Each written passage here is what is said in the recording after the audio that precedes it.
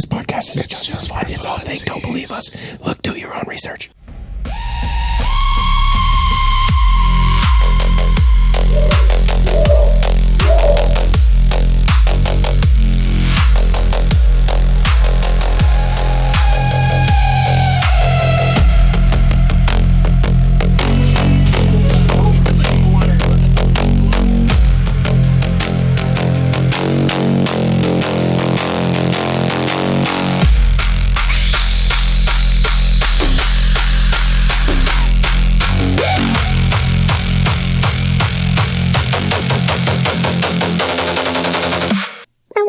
No, weird not noises. Signs.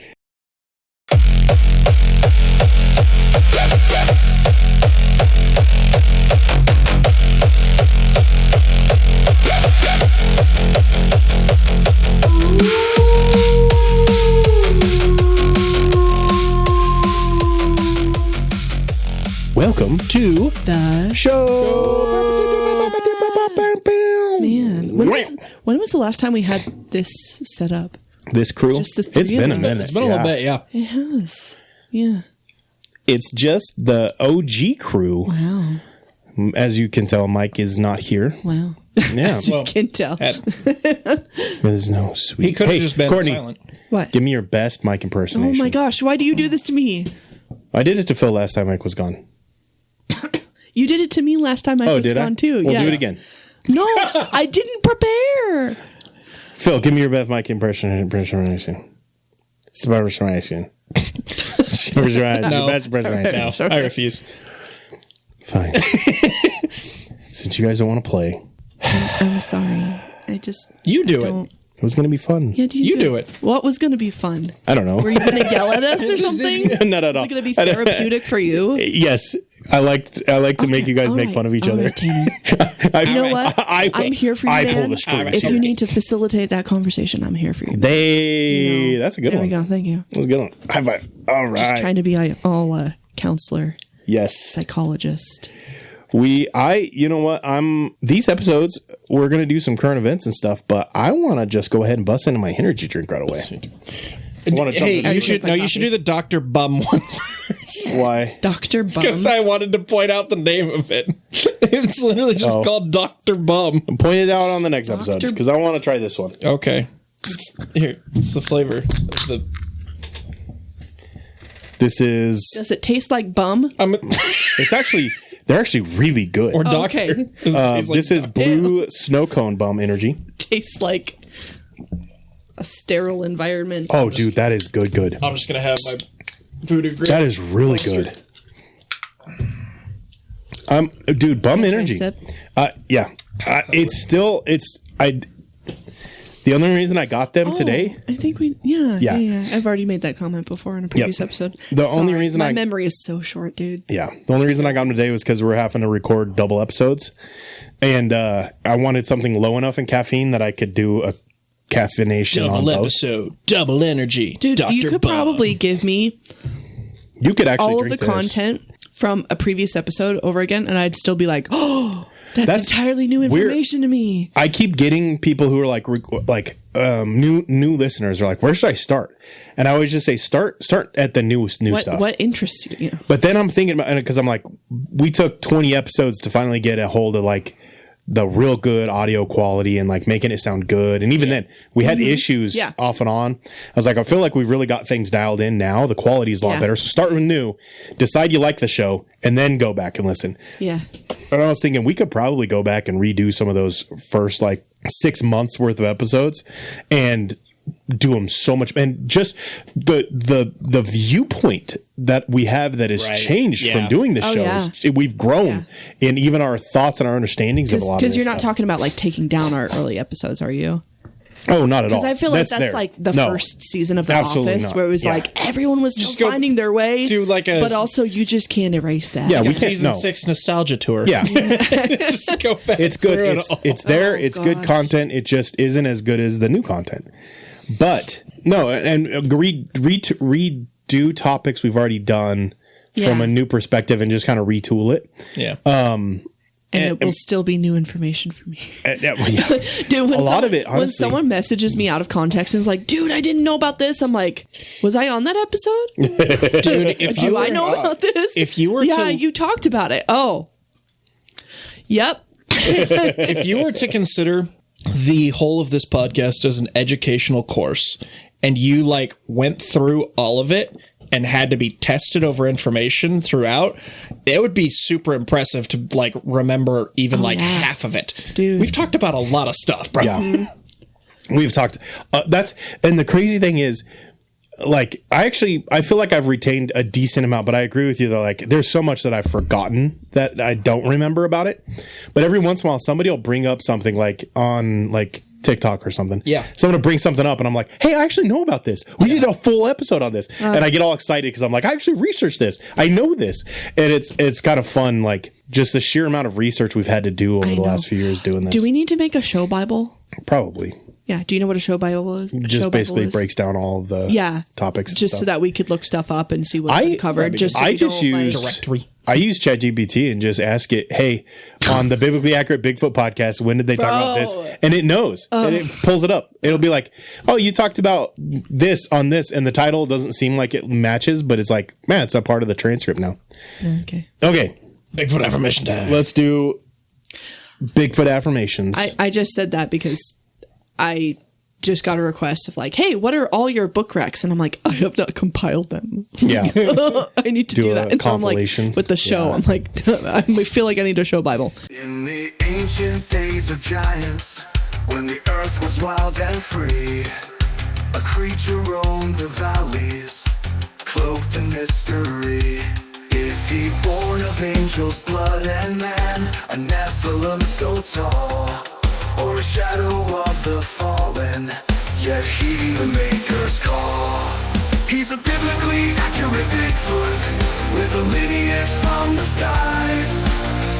Not a myth or legend, but a truth that never dies. Is he a remnant of the Nephilim, a titan standing tall?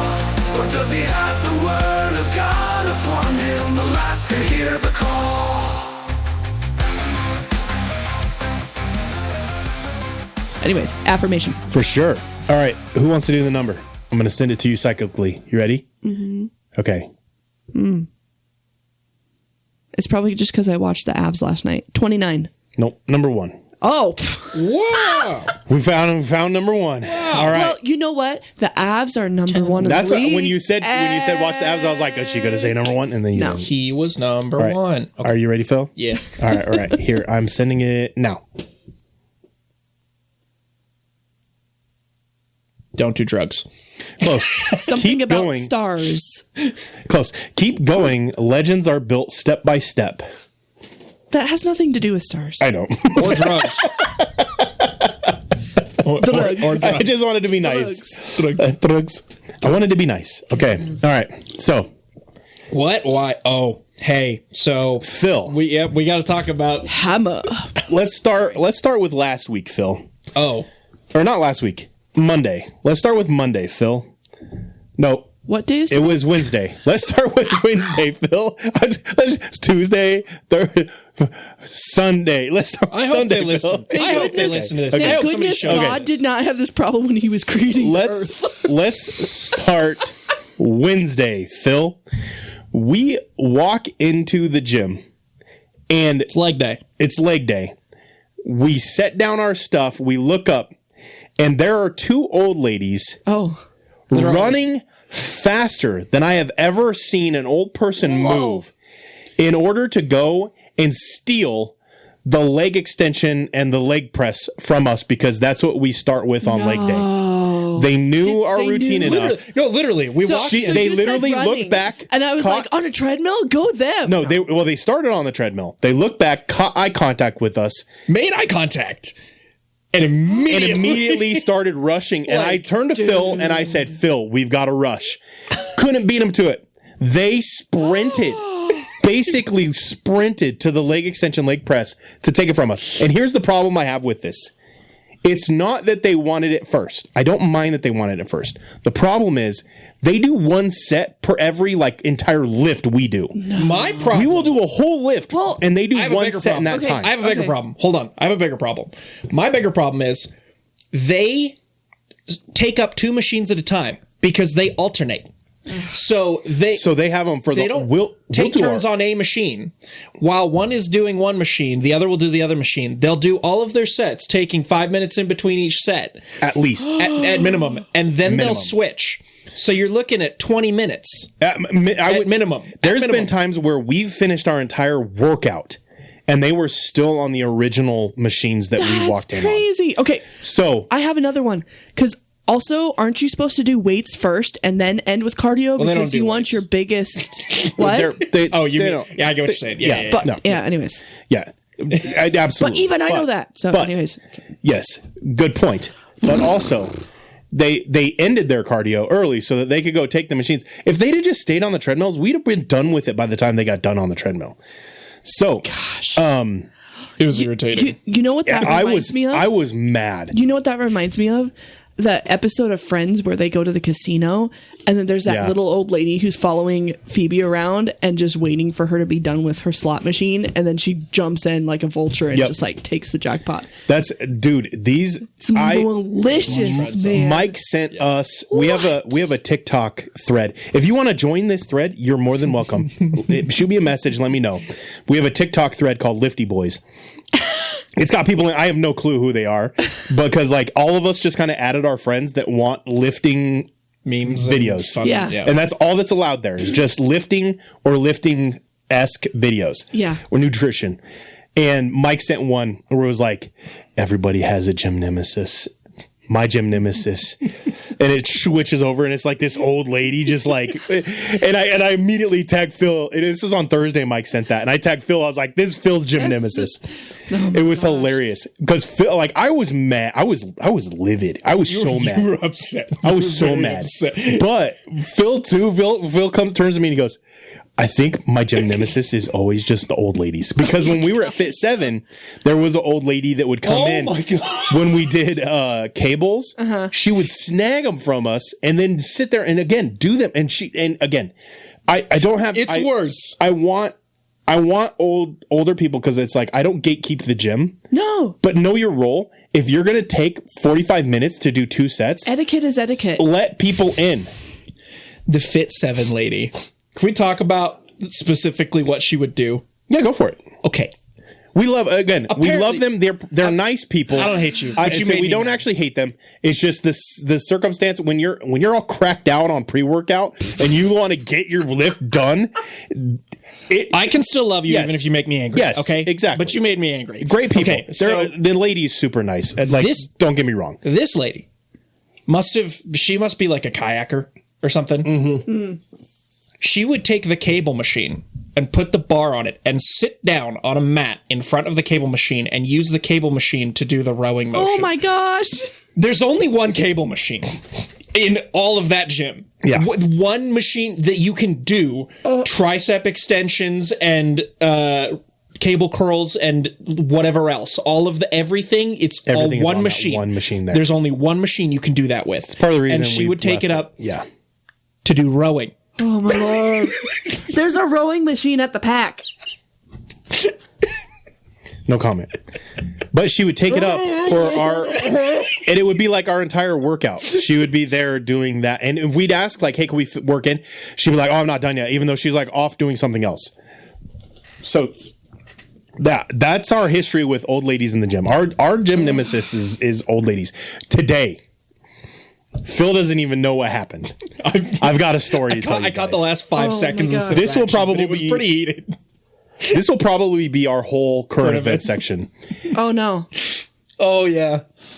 I can't remember the last time that I snapped at somebody. And I snapped at an old lady today. You snapped at me.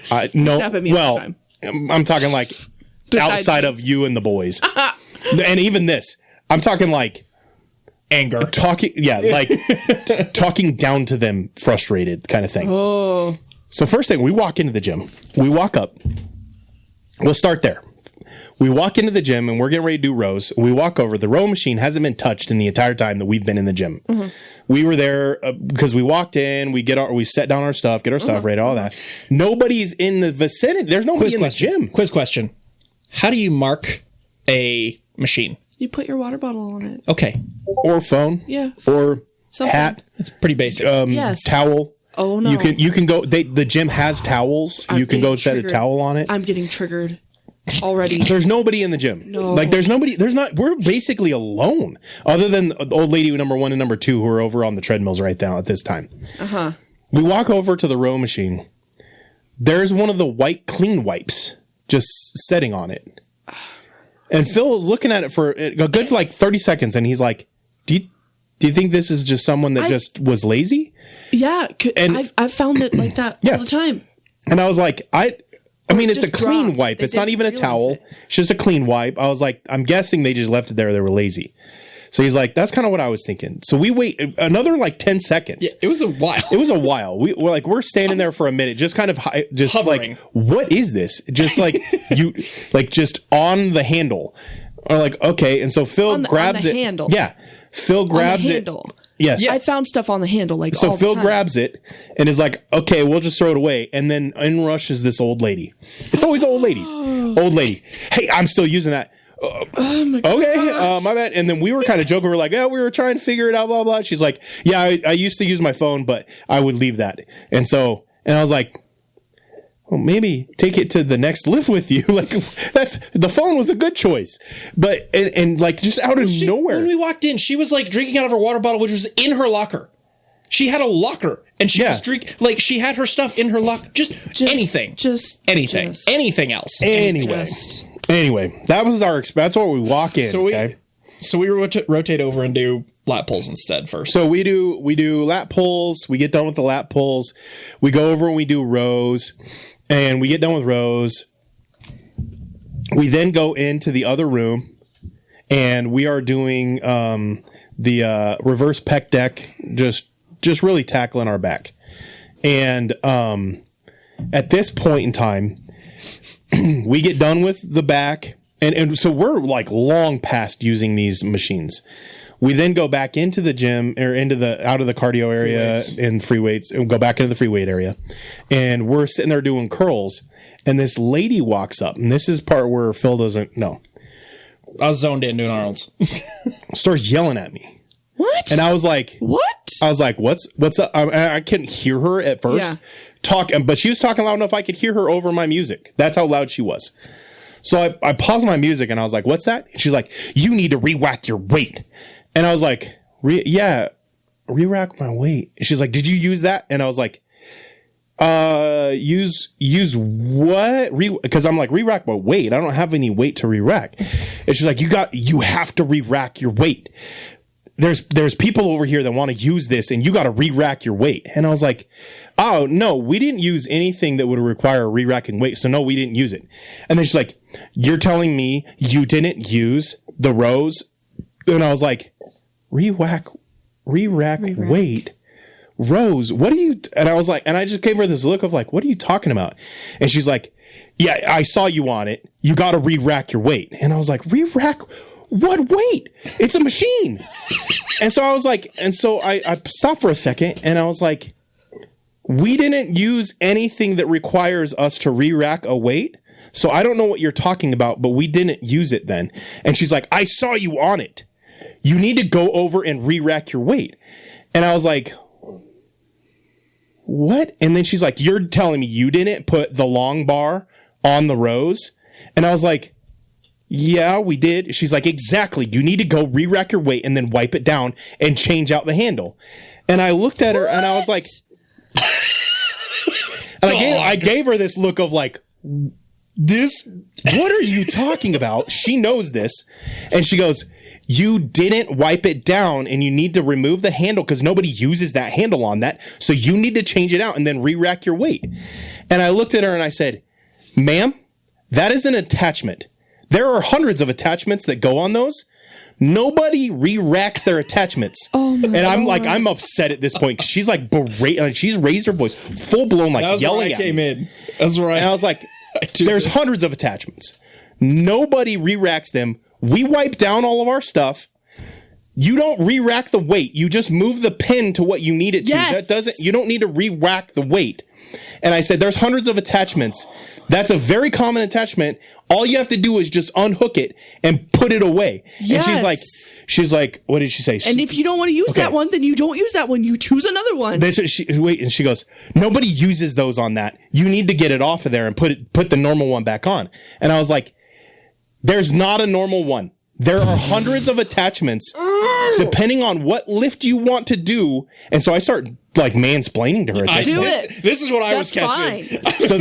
So then I was like, okay, I'm gonna make you feel dumb in this moment because of the way you were treating me. Good. And so I looked at her in the eyes and I said, there are many different attachments. You can use any of the hundreds you want to use. You hook the attachment in and you can unhook the attachment and put the normal attachment that you want back. But there is no normal attachment. You can pick and choose which ones you want. There are tons. All they have to do is change it. We wipe down our everything. And she goes, oh, you wiped it down? And I was like, yes. We wiped it down. Oh, okay, fine. And she walks over and she just like storms off. Oh my God. And she's telling to these the other two old ladies that stole the thing from Wednesday. She walks up to him and goes, oh, don't worry. They wiped it down, apparently. Apparently, they wiped it down. And apparently, you can just use whatever attachment you want. So you can just change it, apparently. Just like... And I look over at Phil and I'm just like, what the crap? Did you hear that? And so that he puts his music back in and we continue to lift. And I text him. I was like, did you hear that? And he's like, no. And I was like, good. I can't wait to tell you on the podcast. Oh, my God. Was she even there when we were using the machine? I didn't think she was not. She walked in when we were on the reverse pec deck. Yeah. She had no clue that we even used it, let alone whether or not we cleaned it, let alone that it has different attachments. I mean, I was like, dropping is that how she sees everything? No, I genuinely, I don't feel like I'm doing a good enough job of explaining how. Like I talked to her like she was an idiot. I caught you educating her on attachment. I had no idea what the context was. I was so mad. I was so mad. I was talking to her like she was like an absolute idiot. Like I can't remember the last time I was so mad at this. Like I was just like flabbergasted at this situation. I did something like that on our last vacation to people. Yeah. Yeah. That's funny. Do you remember that? No. Oh yes, I do. But anyway, so this isn't the end. It continues. I am going to get a babysitter and go work out with you guys next time. And I hope she's there. I'm going to put her on her butt. I've never seen her in there before. Put her on her butt. The entire weight room when we were there, it was us and like 4 old ladies. I don't know why they work out at that specific time, but that's our gym nemesis are old ladies special. I'm sorry. That's terrible. So this doesn't end there. It continues, babe. So we get done. We whack our weights. We re-rack our dumbbells. And we walk over to do the curl machine. Mm-hmm. And we walk over and you're lifting, you're like in a set in. And she walks over and she's like, thank you for it's like just all of a sudden she's a sweet person. Yeah. Thank you for understanding. I'm so sorry about that situation. Those ladies, like they were really upset and they oh my Lord. She's passing the blame on them. These ladies, these 2 old ladies, and talking to Phil. These 2 old ladies talk to us. I was no. She's talking to me. I didn't catch this. These 2 old ladies, they gaslighting you. These 2 old ladies talk to us. Just on Wednesday, one of them walked up to compliment my shirt. Like they talk to us. They've communicated with us numerous times. So she's now like, they were just really upset and they didn't know what to do about it. And so just like, I'm so glad that you understand. They didn't know what to do about you as in the old lady. Apparently. Like. They were probably upset at their friend and didn't know what to do about their the old lady who friend. No. The old lady who was yelling at me. I know. Is the one apologizing for her 2 friends saying that they were upset. They didn't know what to do. I know. And they were just so lost and confused. Okay. I was saying something different. Oh no, I'm just continuing the story. Sorry. And so sorry. What were you trying to say? No, you're fine. I said go ahead. Okay. So, and then she's like, I'm just so sorry about all of that. Just, they just didn't know what to do. And they just, we can't have them getting sick. I am sorry for my actions. Yeah. What were you saying? Period. Well, yeah, that's how I'm teaching my 3-year-old to apologize. Yes. Yeah, she was apologizing, blaming it on them when she was the one making a big deal about literally nothing. Because the other ladies, this is how it went down, and I'm picturing it in my head. I don't know for sure, but I picture it is. These 2 old ladies just said, hey, do you know if somebody's using this? Mm-hmm. And that lady was like, I'll bet it was them. And rather than these, because these 2 old ladies, they don't, they take equipment off. I've seen them take stuff that we've done before. They're super polite. They're super polite. Contrary to this new lady. We'll call her a new lady. She must be going through something, man. And so she's like, here's the thing. And those 2 ladies, those are the last. Didn't know what to do. Well, no, she goes. Those 2 ladies, they're the last people we want getting sick. So I just wanted to make sure that you wipe down the equipment. And so thank you for understanding and why that was so confusing. I'm so sorry I'm so sorry for all that situation. This lady's just as old as those ladies. She's like talking about them as though like they're inferior and they're going to get sick and like, they're just so concerned about things being wiped out. They're super clean. It's them. It was wild. I so love it when a Karen tells you to do something or gets in your face, gets on your butt, gets in your face. I'm sorry. I tannerismed. That was really weird. Yeah, I'm sorry. You did. Congratulations. Felt good, huh? No. When they get in your face and you tell them off and then they act like you cooperated and like as though it was like you did what I wanted you to do. I made a difference. Shut up. So superior. You so ratchet wench. I taught them a lesson. Phil texts me and he goes, I'm just about ready to just not wipe down our machine out of spite. And I said, ironic. Lick your hand. That's right. So then I said, ironically, I was thinking about making eye contact with her the entire time I wiped down the machine and make sure I don't miss an inch and just make sure she sees me wiping it down. And then we just kind of joked. As we were walking out, Phil makes the joke, should have just spit on it and wiped it down and just walked off. But wait, it doesn't end there. So we get in our vehicles. She leaves. So we're leaving the gym at this point. She's now leaving the gym as well. We see what vehicle they get into. We get into a vehicle. We're driving down Main Street. All of a sudden, they turn. They were behind us. They turn and turn left a block and then north a block. And then as we turn to go left on 3rd Street, we're on Main, we turn to go left on 3rd Street, they almost cut us off. They like lurched forward, hit the gas, like the whole purpose was to try to get in front of us. Almost cut us off. Her and her husband. Pretty sure she was driving too. Yes, she was, because her husband got in the passenger seat. You're right. She was driving.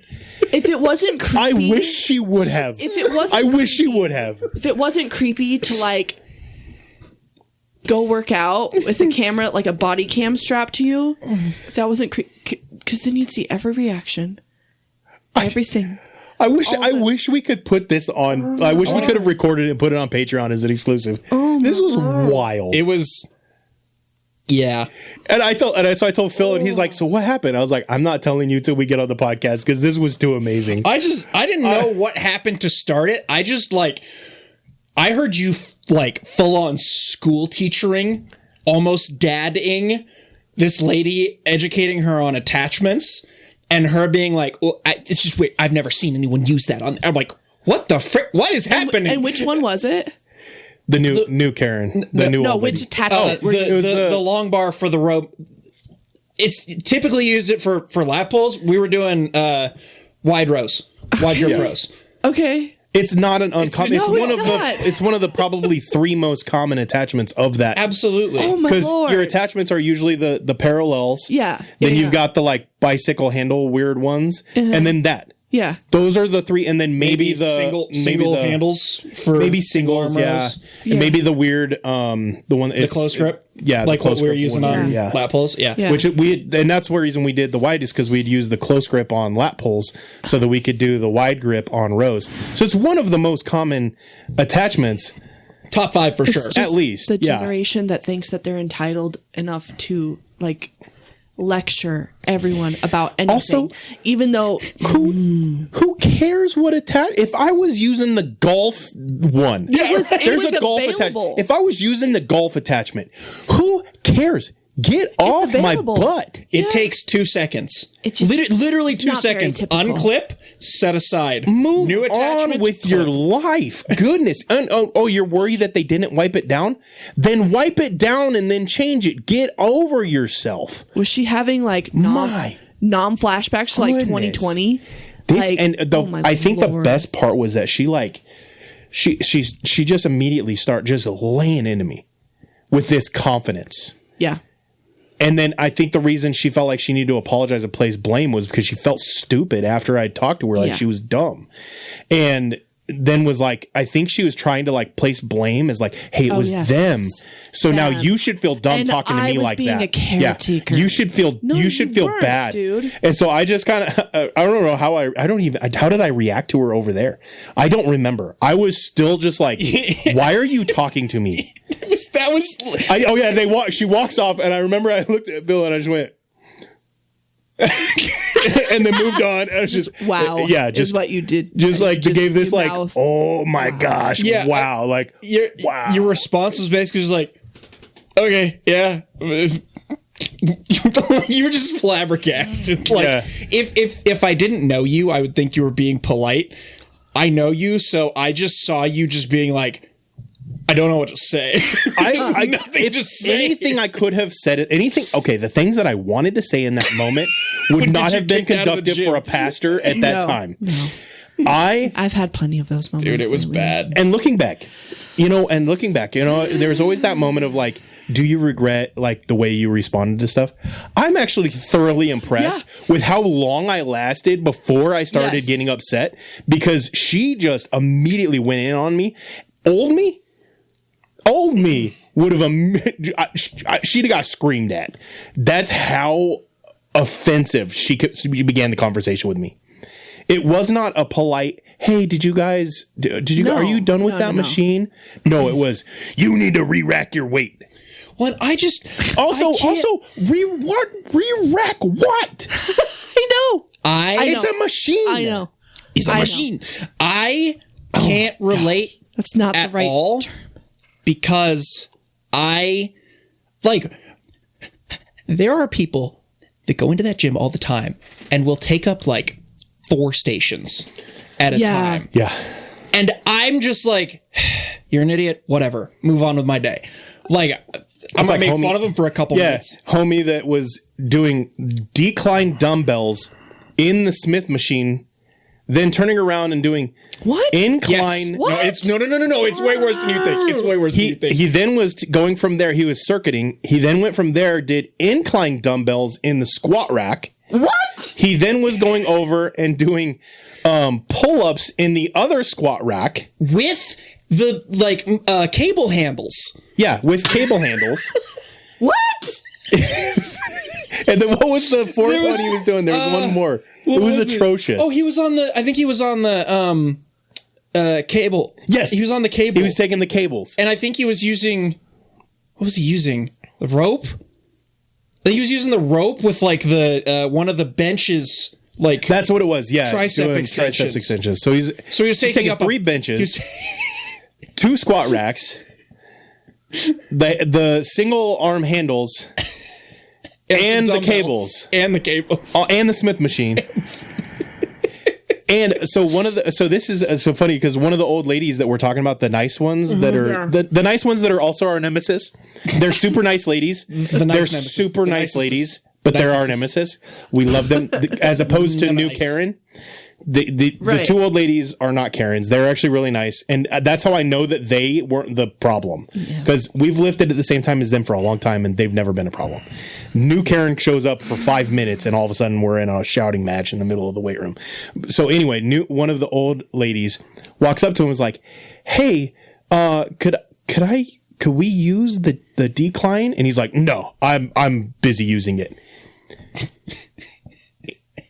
30 minutes went by before he used it again. Yeah, his circuit was forever. Even the old ladies, It was like a 15-minute circuit. even the old ladies would have been in and out by the time he even did his second set on it. That is why it's so hard for me to just use weights when I go into the gym. If I'm using one station or one machine and someone asks me to work in, I'm instantly like, oh, I'm so sorry, I shouldn't even be here. And I just want to leave. But then other people can do that. And I don't know. Yeah, that's what I don't know. I can't relate because I'm so anti-confrontation of the gym. We're all here for the same reason, or we should be. There's no reason to be a jerk ever. And then that. Yeah. And then the old lady who's obviously got some roid rage to work out. Right. And that's the thing. We complained about the sweet old ladies to start just because it's funny. Yes. And I was like, I was more annoyed by the fact that they saw us coming and then we're like, oh, we got to go. Let's give her quick. But we found something else to do. You can do that. We just went and did the actual leg press to start instead of the machine. Which actually wound up being the best thing. Yeah, it was a great workout. Really yeah, we had a great workout. Can't complain. And when other people are using the machines we want, because when we locked in and there was the one lady, also that lady who was using the wipes, that's another sweet old lady that she's in there all the time when we're in there. So this is the third. So there's 3 sweet old ladies and then new Karen. That lady, she was super polite about it. We were just kind of laughing about it, but it was like, why are you marking your space with a wipe? It's silly. You're go silly. Grab a towel. Yes. That's silly. But she wasn't rude or mean. We move on. It's we didn't need to do that first. We just move on. Gym etiquette. That's gym etiquette. When someone's using something you need, you just move on. Yeah. Gym, the using 15 different circuits and not actually using them and being kind of rude about no, I'm working it, and be so if I know I'm going to be on something for a while, when we're on the cables for a while, the crossovers, and someone comes in and they're like, hey, how many more sets you got? I'd be like, we got 4. Is it something you could work in with us on? Because it's if they're going to do the same position as we are, it's super easy for them to work in. Yeah. Or if I'm working out alone, especially if I'm working out alone and someone wants something I'm using, I offer as the just gym etiquette. I'm like, yeah, you can work in if you want, because it's not hard to work in. Yeah. But when people are just rude about this is what I'm doing, that's not the atmosphere we're trying to create. And I was kind of laughing. I even said it to Phil as we were driving away. I was like I kind of have the mindset, and he kind of made fun of me, but I was like, it takes a lot to get under my skin to the level where I respond like that in the gym, because I kind of, when I'm in the weight room, I kind of have this, and then he interrupted me. He was like, superiority. And I was like, well, that's not what I was going to say. And he's like, no, I mean it in a good way. You know your way around. You've been there. You've worked out for 14 years regularly. You're experienced in that. And I was like, yeah. And I was like, honestly, yeah, it has been more than that. It's been 24 years. I think I was going to say it's 14 of your 14 Gosh, years. Wow. Don't make me 24 years. Wow. Yeah, you're not. That hurt a little bit to say out loud. Thank you guys. Now I'm having a midlife crisis. I need to go get tattoos. Anyway. Okay, anyway. How you like the Corvette? I love it. Can't wait. Okay, anyway. But I was like, no, it's more just because nobody ever, you're never there. When you're in the weight room, nobody is in the weight room who has achieved their goals. There's not a single person. Yeah, no. When you're in the weight room, you've never achieved your goals. And if you have achieved your goals, get out of the weight room, because you're in the way of other people who are trying to achieve their goals. Yeah. Everybody, the goal is always further down. Yeah. Nobody has achieved their goals in the weight room. Everybody has improvement to make in the weight room. Doesn't matter how many years you've been there, you have improvement, you have goals. And so I treat everybody with that same mindset. We're all there to reach a certain goal, whether it's lose weight, gain muscle, train for a competition, power lifter, athlete. Doesn't matter. Everybody's got goals. Health record. Yeah. Yeah. Yeah. And we're all trying to find those goals. So you have to, so there's a respect that goes with that. And it's just interesting when people's goals are just to boss people around. Well, okay, so imagine that you and I aren't like we're new to lifting, right? Imagine the person she goes and attacks like that is someone who's like, this is their first time in the gym, and they just watch some videos and we're like, okay, so this is how I'm supposed to do this, and they go do that, and they don't know that even if you were supposed to like assume you were supposed to actually take that attachment off, like they don't know that, and she comes at them like that. Are you going back? It's right. Like, yeah. It's like that's a good point. It's like the church Karen stories that you shared you shared it first. It's the gym weeks Karen. back. Yeah. But that's also goes to show that Karens aren't just in the church. They're in the gym. They everywhere. They're everywhere. And so if you were hurt by a church Karen, and then you go out to the parking lot and they're not parked legally anyways. This is a great point though. If you've been hurt by a church Karen, doesn't have to be an old lady. It could be a guy. If you've been hurt by a church Karen and that's your reason for not wanting to go back to church, remember, there are Karens everywhere, not just in the church. And in fact, somebody, like you said, that was be one of my points during our last conversation about like the church and going to the church when you're not. On the Patreon episode. That's going to be a great Patreon episode. If you're not on Patreon, this is a good spot to advertise for it. But I was going to say a point to order. That's a great point. In that, if you were never in the gym before, or if you were new in the gym and that's how you got treated, it would be. Or if you went in the gym and that's how somebody treated you, how likely would you want to go back? It's messed up. Nope. Anyway, that's a great point. We talk on this next week's Patreon, which airs as this episode airs on Patreon. Because Patreon, they get the episode early, but then they get an extra episode on the day that the normal episode releases for everybody.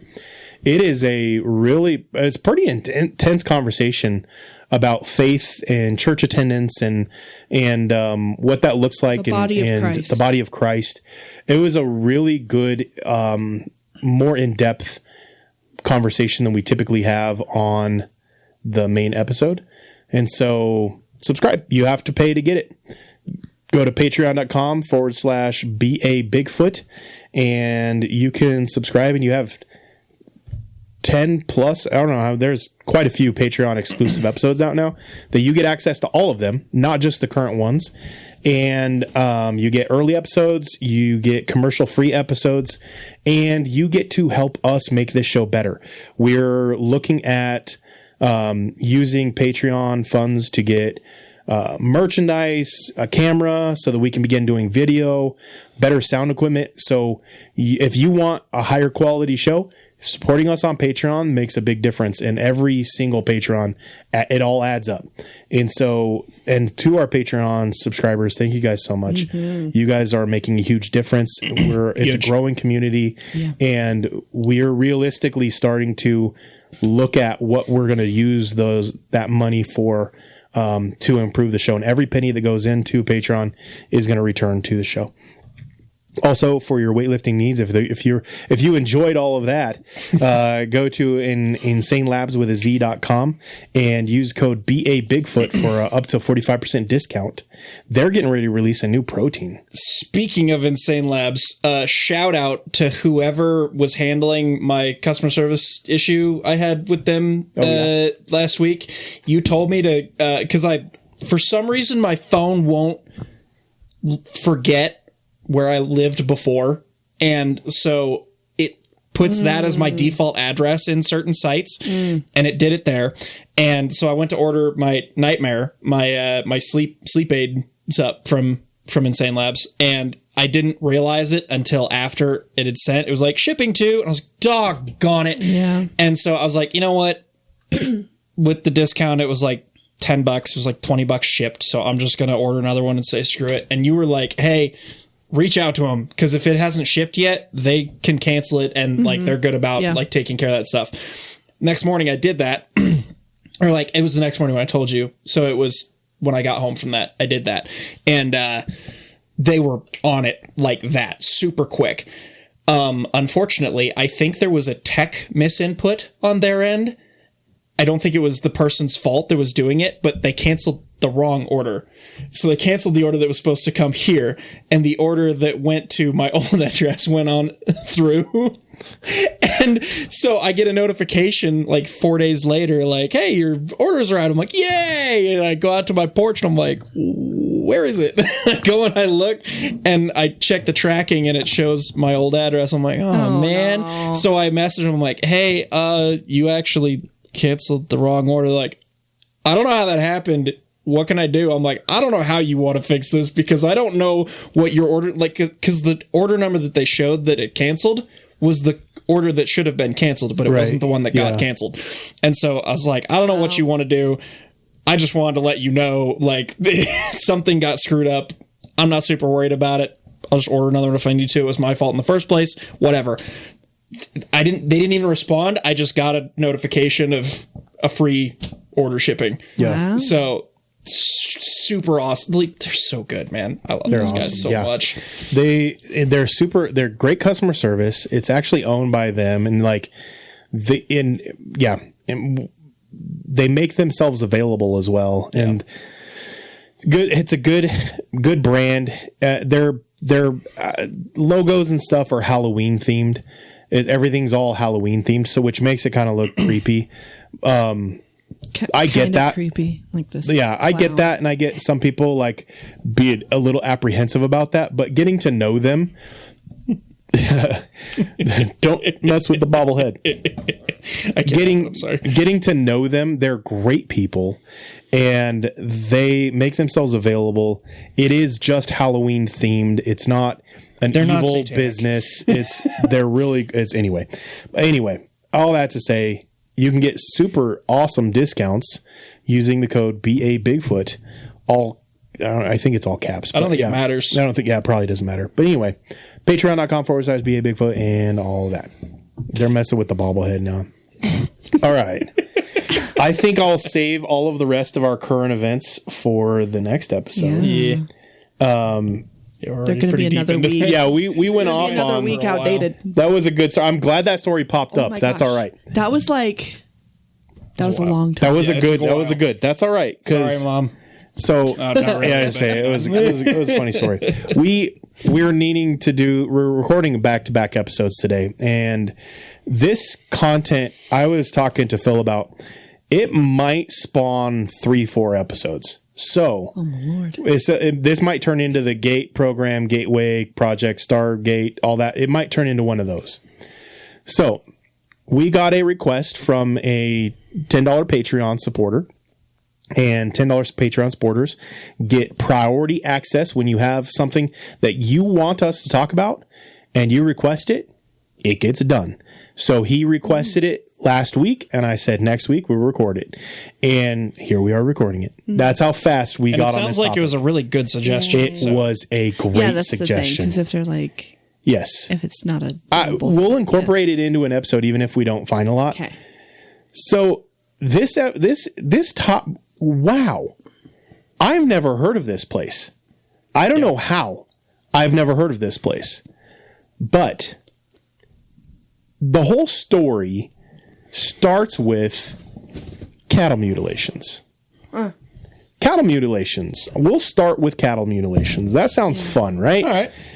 So from what you said you did some research on cattle mutilations. Yeah, there's a couple of historic cases in the U.S. that there was one in Colorado. That was a big one. That was in like the 70s, I think.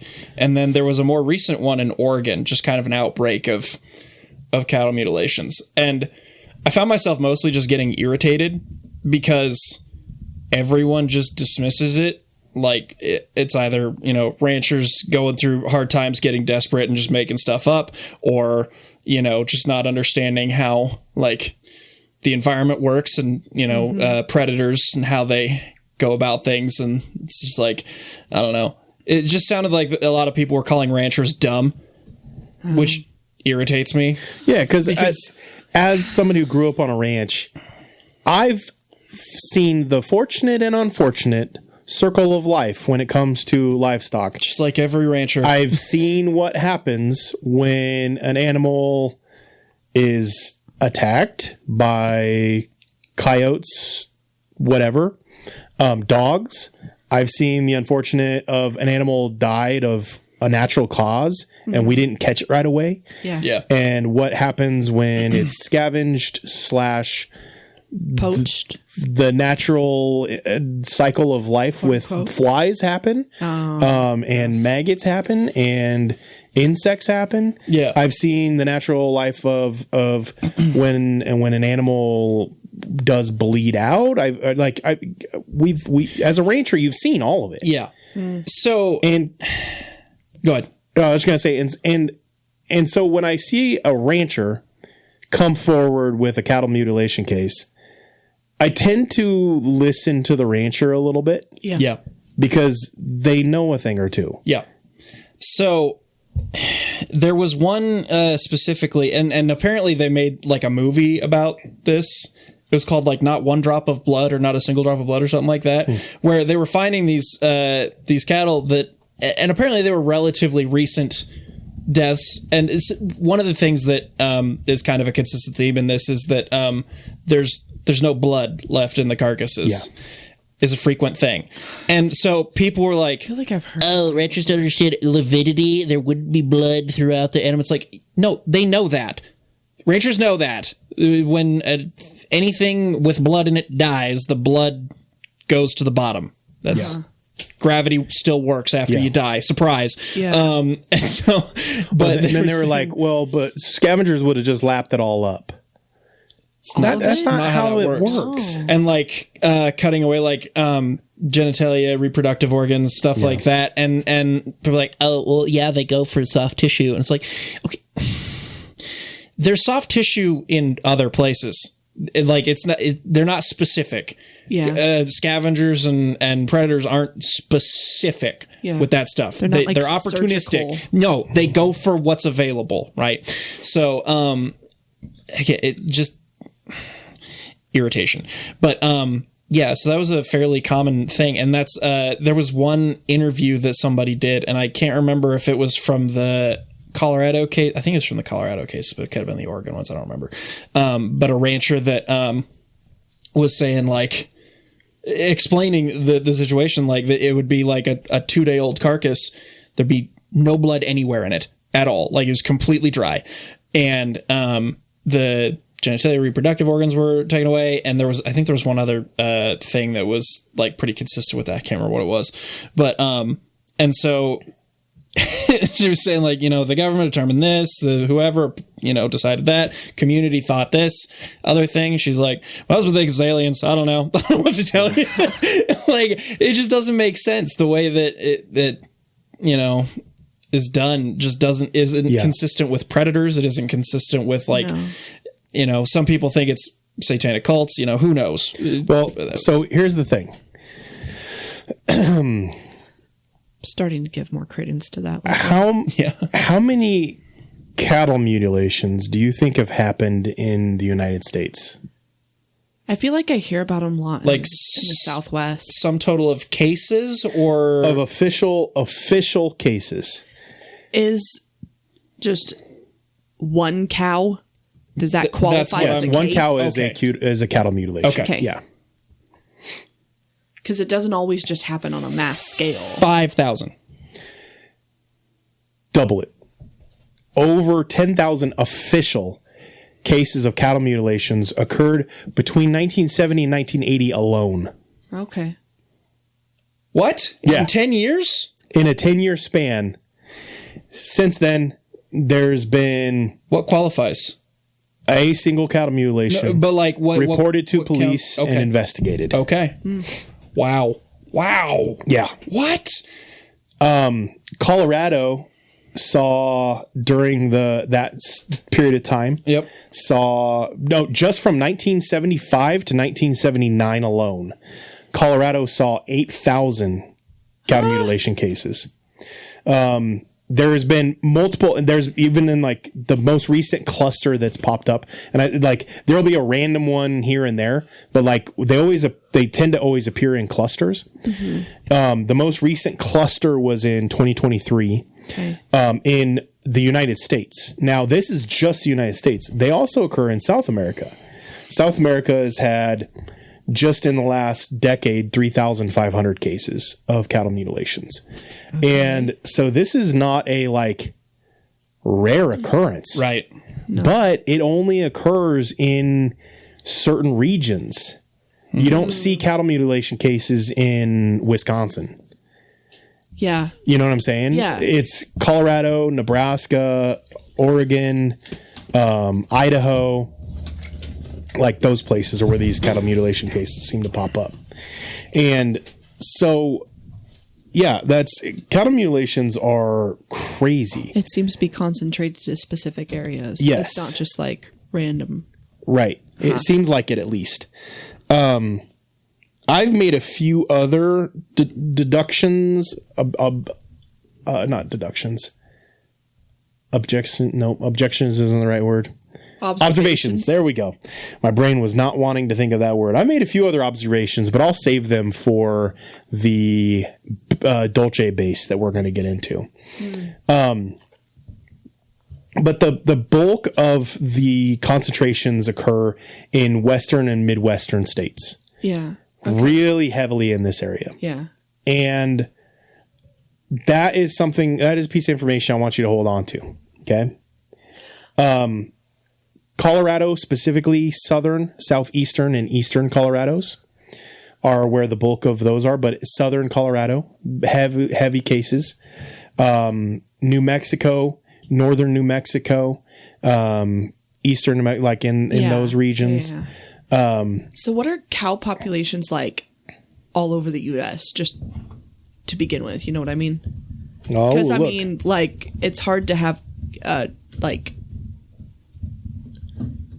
cow mutilations if a state isn't really, doesn't really have a whole lot of cows in it.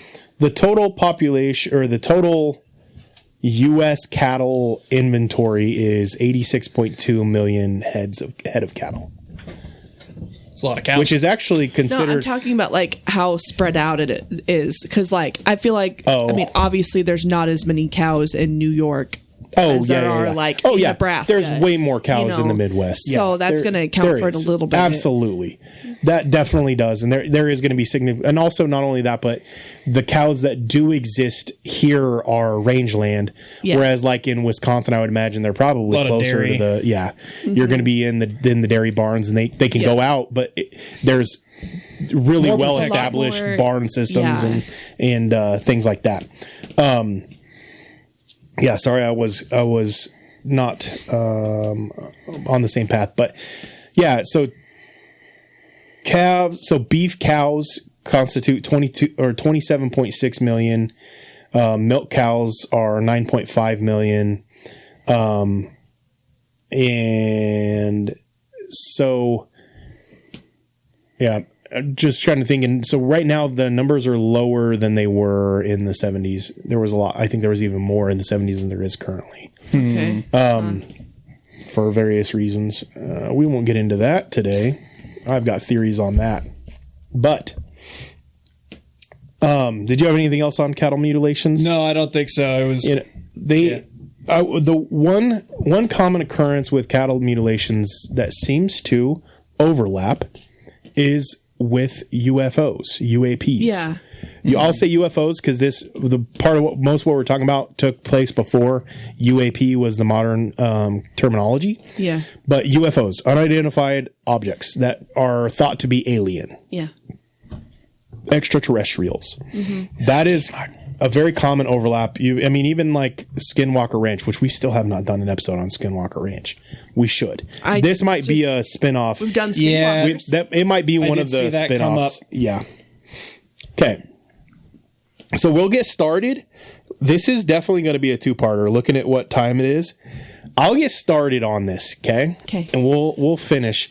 It'll probably be two shorter episodes, but so this story begins, and you have to kind of tell it. I'm gonna embellish a little bit in my storytelling, but still gonna tell the facts. No. I mean, like I'm gonna story tell a little bit more than normally. I just kind of read facts and stuff, but I'm gonna try to stay in order of this story. Okay, so the Dulce Base. Dulce is in northern New Mexico. It is a town of around 3,000 people. Not a big town. Heavy cattle ranching population. And it's very heavily involved with the Native American tribes there, and the culture. So UFO sightings UAP sightings, whatever. They predate this story in Dulce. This is long going back, clear back to Native American tribes talk about seeing lights and specific things back there. And that's a important thing to note. But sightings really ramped up in the region in the 1930s, and it kind of occurred off and on, and then we find ourselves in the 60s, and this is where this story picks up in Dulce. Okay, so Manuel Gomez, he was a rancher, and big time rancher, had a decent amount of head of cattle, like a big time rancher. Okay, he came up on a cow that was mutilated, and same kind of story as what we were talking about with the other cattle mutilations. You had sex organs taken out, missing a random ear, a random eye, no blood in it whatsoever, no blood on the ground, and no tracks around the animal. At this point, this specific one, this first one, there was no tracks in it or around it. Okay. So Manuel Gomez, he calls the sheriff, and the sheriff's name is Gabe Valdez.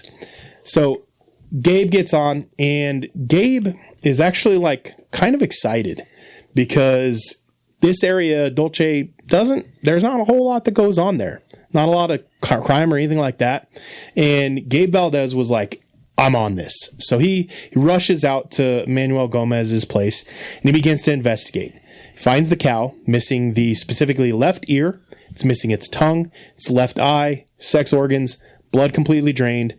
No blood on the ground, no footsteps, and there was a puncture mark on the chest. Almost looked like a surgical needle, like a big surgical needle. Chupacabra. Interesting, right? Solo puncture mark. Huh. So Manuel, he's confused because by the time that Valdez got out there, it had been a couple days. And Manuel was confused because when he had found the day before, the only thing that was missing was the genitalia. Almost as though something came back and finished it. Yeah. Finished the job. So Valdez gets excited. He's got a case. Okay.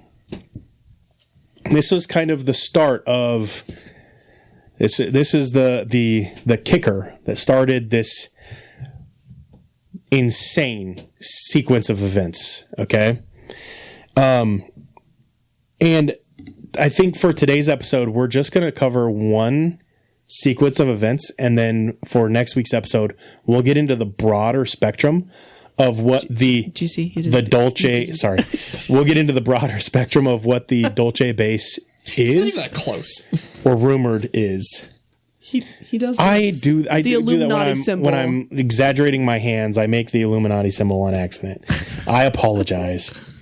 Thanks for calling it out. Because when we do video, I'm just people are going to screenshot it. And be like, oh my gosh. See, I told you. No, I've admitted that I do it on accident here and there, and I get criticized every time. Hey. Anyways. Okay, so over the next couple of years, cattle mutilations just go rampant in the region. Just start popping up left and right.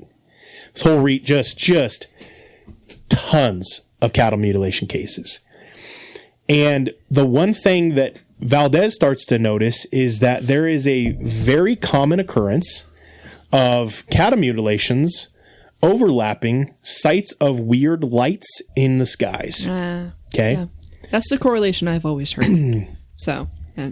Weird lights show up, and it seems like cattle mutilations are soon to follow. Is that where the friggin' old like imagery of the cow getting tractor beamed up comes from? Is that why Probably. that exists? Yes, probably. Okay, that makes a lot of sense. We'll get to it. Yes, I probably. I wouldn't be surprised.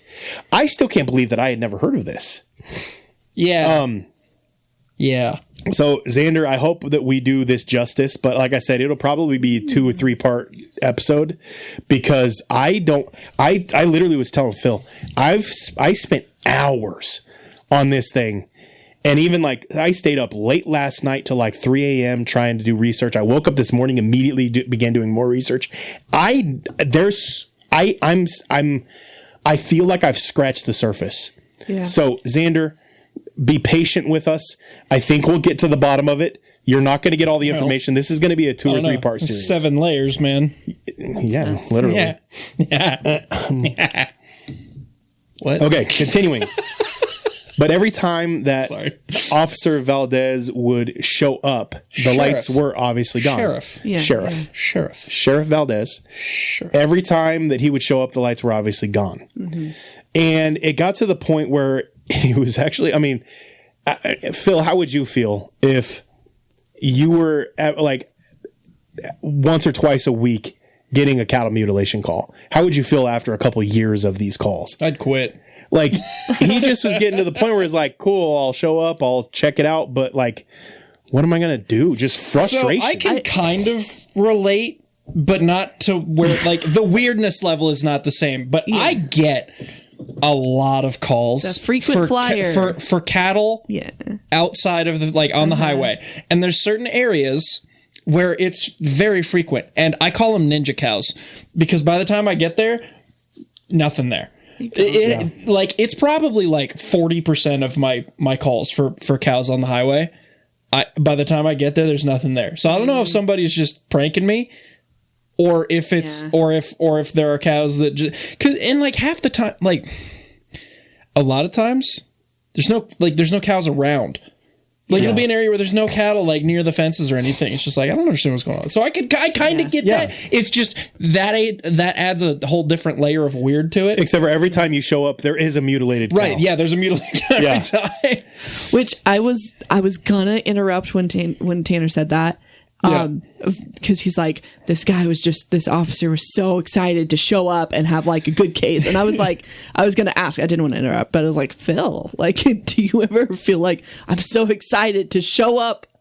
No. What if you got a cattle mutilation case and when you're at work this week, would you feel excited about it? No. I mean, if someone called in. So imagine how dead things were. And you had to go investigate a goat man sighting. Imagine it would be super cool or like really interesting. Like it would be cool to see something weird and crazy, right? It would not be cool to have the responsibility of you need to try to figure out what happened. Exactly. That would suck.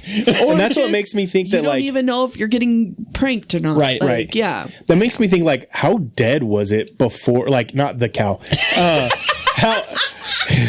How little was going on in this area that he was like, I'm excited to do this, you know? Yeah. Why did it take him a couple days to get out there? That's what I was wondering, man. He found it like the next day, supposedly, right? Yeah. Like so the owner, I'm guessing this is in the 70s? Yes. Okay. Actually, that makes a little bit more sense because it might have been. They wouldn't have had a cell phone, so it would have had to wait till later. Right. Would have had to gone home, make the phone call. Yep. They'd be like, all right, we'll have. And I mean, if someone calls in and says, hey, I got a cow's dead, but it's kind of weird. Yeah. You'd be like, we'll send a deputy out in the morning to check it out. Yep. You know what I mean? Yeah, it wouldn't be. sense. Or even if you're like, someone killed my cow, they'd be like, well, it's just, yeah, we'll come out and look, we can but do like, about it. Yeah, we'll wait till daytime. Yeah. Yeah, if he got home at night or law whatever. enforcement's changed a lot in 50 years. Yeah. Also, if it was kind of in a crazy area, it could just be one of those things where it's like maybe there wasn't anybody on. Like maybe it occurred over the weekend and the way that theirs was working back then. Right. It's like, all right, Monday morning we'll send somebody in. Yep. That's my guess. Yeah. I had the same question, but I didn't look into it, to be honest. No, the fact that it's in the 70s makes it make sense. Yeah. I can make that make sense. But every time Officer Valdez would show up, lights would obviously be long gone. Even when they like were like, this seems fresh. Like, I was just out here an hour ago. This wasn't here. He would drop everything, get out there, and there would be no lights. Yeah. So he's getting kind of frustrated with the cases. It's going on. Years have passed. Just mutilation after mutilation after mutilation. He almost stopped investigating them when they popped up. He almost just was like, okay, thumbs up, cool, have fun. Like, I'm not investigating another one. Yeah. Right about then. Well, that sucks because that's a lot of money lost too, you know? It adds up, and I'll get to the figure towards the end. Okay. Of this story, not the end of good. the overall. No, that's fine. Yeah, this is taking me longer than I thought it would, so we are definitely having 2 episodes on this. I'm glad. Okay, so just when he almost gives up, okay, then in early 1978, Raleigh Tafoya, the police chief of Jicarilla Apache Nation in northern New Mexico, gives him a phone call. This is where Dulce Base would be. Gives him a phone call. 4 of his cows. So this is the chief of police of Jicarilla calls him. 4 of his personal cows have been mutilated. So not only is this a law enforcement officer, he's also a rancher. So he knows his stuff and knows his stuff. Yeah. He gets a phone call. And the lights were still hovering when he called. So he sees them. So obviously, Officer Valdez gets 4 of the other police officers from the Jicarilla Apache Nation, and they all go immediately just charge to this place. And so there'd be 6 of them total, go flying in, and they come up on a bright orange light just bobbing up and down. Oh, great. Just slowly bobbing up and down. And they then decide, okay, we're coming up on this thing. Let's do this. And they're using the radio, turn the lights off, go dark, approach it with caution, slow down, that kind of thing. And it's almost as though, like, just as they were to pass under it, like, it's like right there. They're like at this thing. The light just disappears and there's nothing above them. They get out, they look, gone. Nothing there. Wow. But then you would think, okay, that's it for the night, right? No, this night, wild. Okay. So then all of a sudden, the light appears about a mile away, just bobbing up and down. Nice. So they began to pursue it, communicating. Candy. Yep, pretty much. And as soon as they would get close, they were communicating, lights go dark, it would, boom, disappear. They'd wait a minute, pop up somewhere else. They literally are just chasing this thing around New Mexico for a little while. Valdez gets an idea. How about we communicate in Apache? All of a sudden, they begin communicating in Apache, and they're able to, and this thing could no longer evade them. What? So they were speaking English. This thing was evading them. Every time they'd get close, disappear. He decides, let's start talking Apache. Old school code talker. They start talking Apache, and they're able to surround this thing. So they get this thing surrounded 12 miles southwest of Dulce. And he gets on the bullhorn and he's like, you know what? If you know, we're clearly got this guy surrounded and they haven't given up, yells at him, land now. You're in my jurisdiction. Land now, or else we're going to fire upon you. Aircraft doesn't do anything. Just continues to just hover there. They begin to unload on this thing. They're just unloading their arsenal on this thing. Unfazed. Oh my gosh. Just takes it. Takes it like a champ, dude. This thing doesn't move, doesn't panic, it's not affected. How it's high is it hovering? I mean, I think it was like 100 feet above. Okay. Like, it wasn't super, super high. Right. But the light was so bright that they couldn't see anything other than the light. So the light must have been underneath it, I guess. It was orange, just bright orange light. And then eventually it just kind of began drifting, and then light goes dark and it disappears. What do you do in that moment? No, I would. You would pee a little, but you're the sheriff. Pee's out. Yeah, the pee's gone already. You're the sheriff. You're with the chief of police and the deputies, None of you know what's going on. This is your territory. You've got these cattle mutilations popping up left and right. You just all over unloaded the place. like 12 It mags didn't worth of... do anything. Did nothing, I would but be. I would you be. spoke Apache and you were able to surround it. Yeah. That's so interesting. So, frustrated, they kind of disperse, and Officer Valdez is on his way home. And as he is on his way home, his radio starts No, weird not noises. Signs. No. Just like signs. No. It's all of a sudden making weird noises, okay? Then all of a sudden his car just lights up. Just full blast light. And this ship passes directly over him as though it is just like taunting him at this point.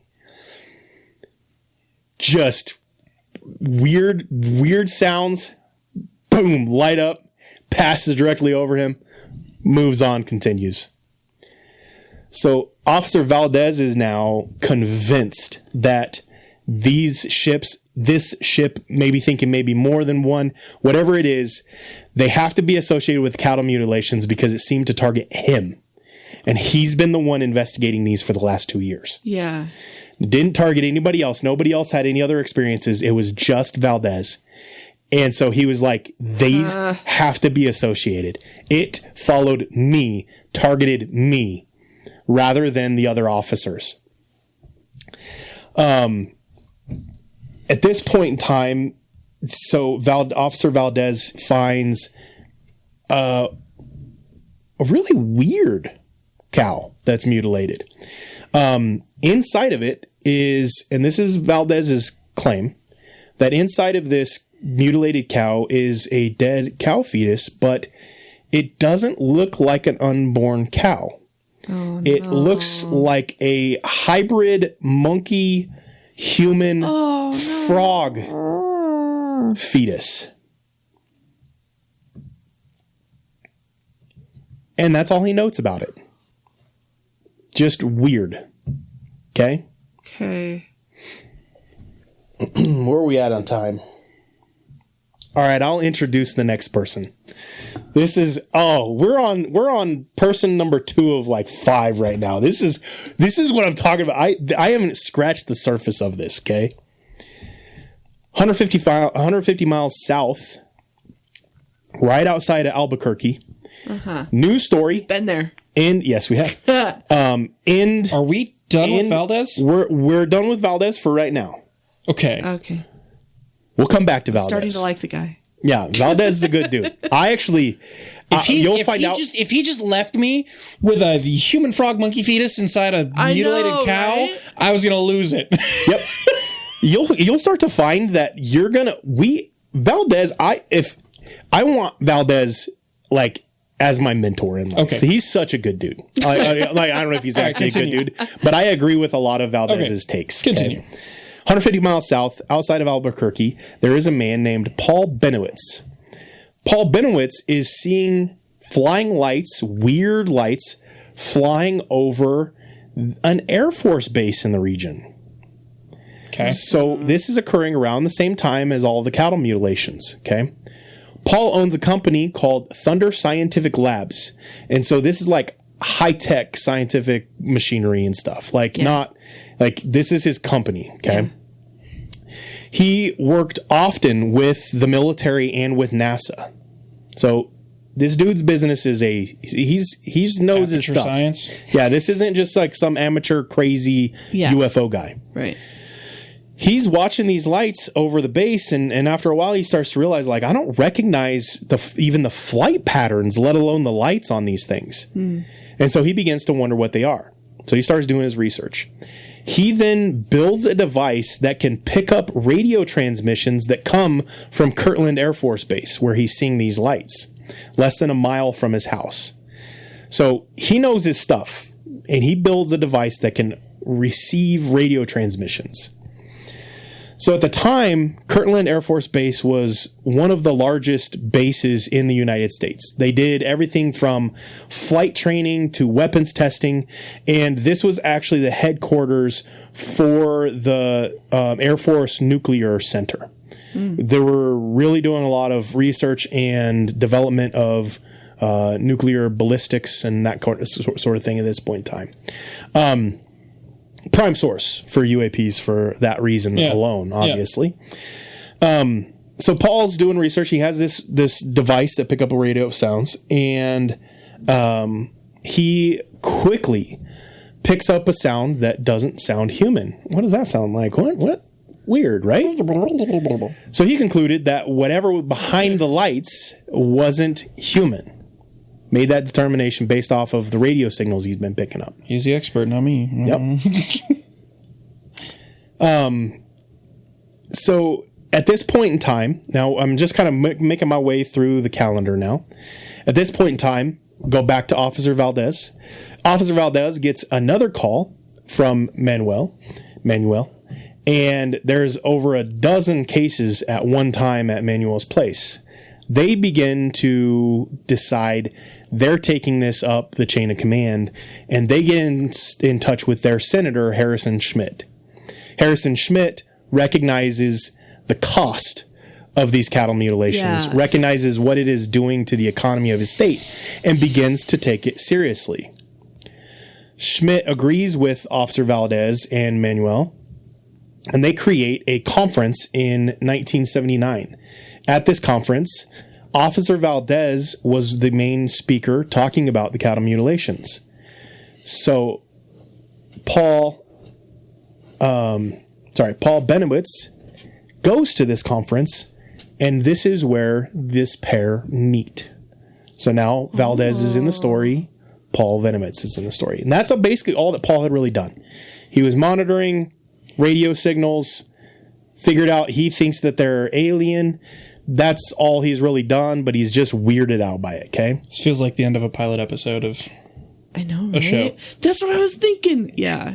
Right? Like I said, I'm really... So I guess it is. I'm really doing this. No, we're not quite... We're like an anthology, I'll go a few more minutes before we start the next episode. Or like an anthology this is a good story, and then all the stories can... Anyway. So we're almost done with this story arc right here, okay? So Paul hears about the conference, decides he's going to attend, and it is at this conference that Paul meets Officer Valdez.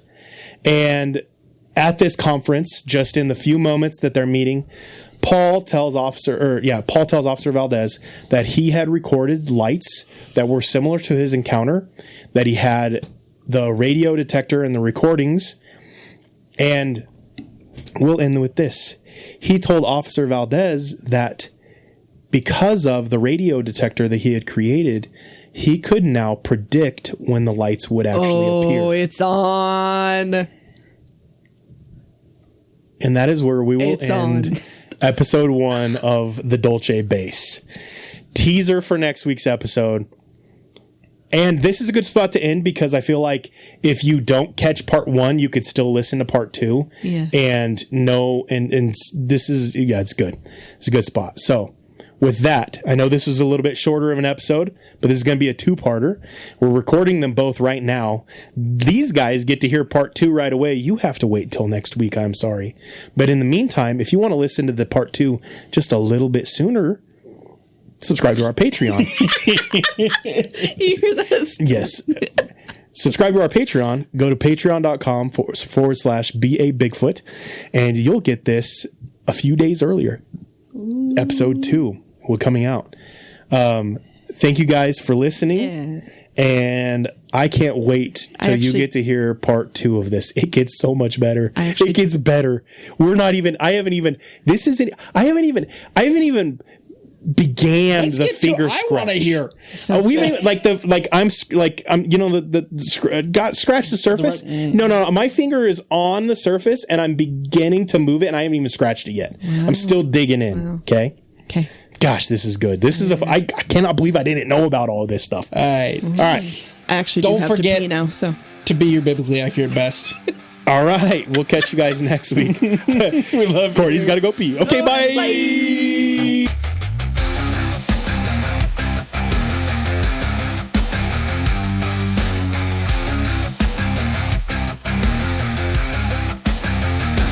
In the ancient days of giants, when the earth was wild and free, a creature roamed the valleys, cloaked in mystery. Is he born of angels' blood and man, a Nephilim so tall, or a shadow of the fallen, yet heeding the Maker's call? He's a biblically accurate Bigfoot, with a lineage from the skies. Not a myth or legend, but a truth that never dies. Is he a remnant of the Nephilim, a titan standing tall? Or does he have the word of God upon him, the last to hear the call?